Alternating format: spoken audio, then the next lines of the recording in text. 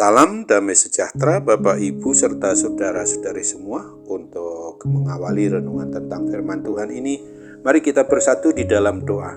Tuhan Allah Bapa di sorga yang melebihi segala akal, hati dan pikiran kami umat manusia, berfirmanlah kepada kami sebab kami bersedia untuk mendengar, dan atas pertolongan Roh Kudus mampukan kami supaya kami boleh melaksanakan firman-Mu itu di dalam hidup kami setiap hari.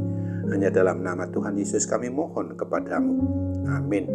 Sebagai nas renungan firman Tuhan pada hari ini diambil dari Daniel 3 ayat 28 yang berbunyi, "Terpujilah Allahnya Sadrah, Mesah, dan Abednego. Ia telah mengutus malaikatnya dan melepaskan hamba-hambanya." Sebagai tema yang diangkat dari nas renungan kita adalah orang jahat perlu diselamatkan. Kisah agung dari cinta kasih Allah kepada umat manusia yang luar biasa itu, di dalamnya ada pahlawan, ada penjahat, ada orang-orang yang butuh pertolongan, dan banyak aksi yang memang sifatnya memberontak kepada Tuhan itu sungguh-sungguh perlu untuk diselamatkan oleh Tuhan sendiri melalui kasih-Nya yang begitu besar itu.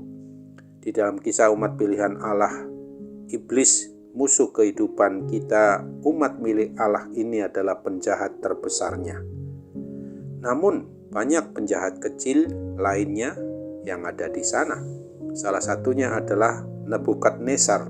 Dalam kitab Daniel, Raja Babel, Raja Nebukadnezar ini yang berkuasa atas Babel pada masa itu memutuskan untuk menghabisi, untuk memusnahkan siapapun yang tidak mau menyembah patung raksasanya yang mencerminkan dirinya untuk disembah oleh seluruh daerah kekuasaan Raja Babilonia ini. Ketika ada tiga pejabat Ibrani yang berasal dari orang Israel ini berani menolaknya, lalu Allah menyelamatkan mereka secara dramatis dari perapian yang menyala-nyala. Kemudian terjadilah yang tidak disangka-sangka, hati si penjahat mulai berubah, yang memakai diri Raja Nebukadnezar ini oleh karena campur tangan iblis.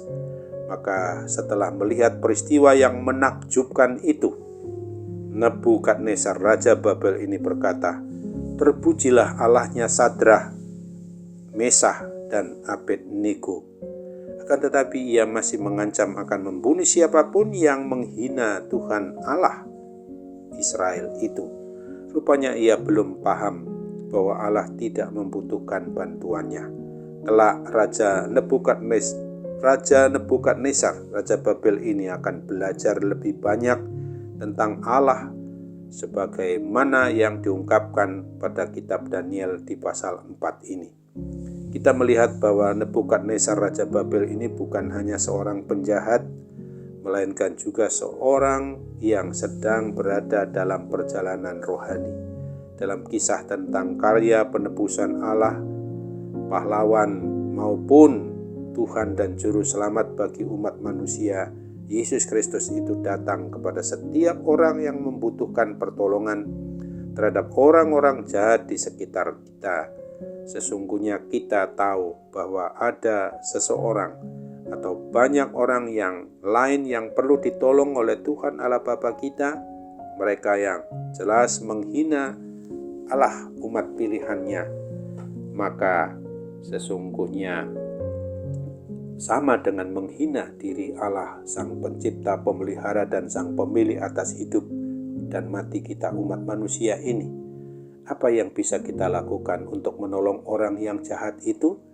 Maka harus sesungguh-sungguh kita waspadai dan untuk senantiasa memberitakan akan kasih Allah yang begitu besar untuk semua umat manusia yang mau beriman percaya kepadanya, seperti janjinya yang dinyatakan di dalam Yohanes 3 ayat 16 ini.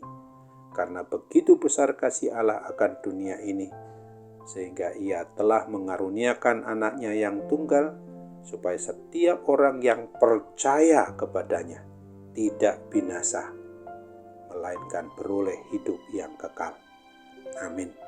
Mari kita kembali bersatu dalam doa.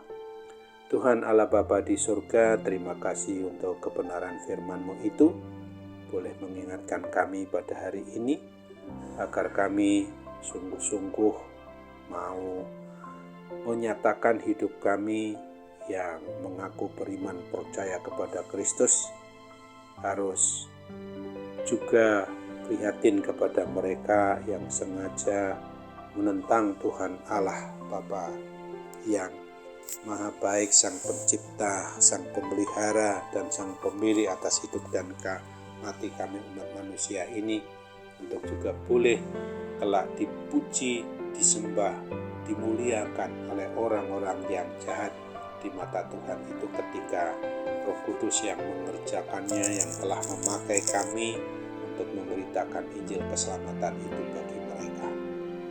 Dampak dari semua tingkah laku dan perbuatan kami melalui sikap perbuatan kami seringkali juga bisa menjadi batu sandungan bagi orang lain. Tapi oleh pertolongan Tuhan kami percaya bahwa kami dimampukan untuk juga mendapatkan adanya solusi maupun jalan keluar bagi setiap permasalahan yang berdampak kepada sakit penyakit yang kami derita secara fisik, terlebih sakit penyakit rohani kami, supaya Tuhan berkenan untuk pulihkan dan sembuhkan kami Bapa. Jauhkan kami dari pencobaan dan lepaskanlah kami dari segala kuasa yang jahat, kuasa iblis maupun setan-setan yang mencoba memisahkan iman percaya kami kepadamu untuk beralih kepada kuasa yang memberontak kepadamu, kuasa jahat, kuasa iblis itu.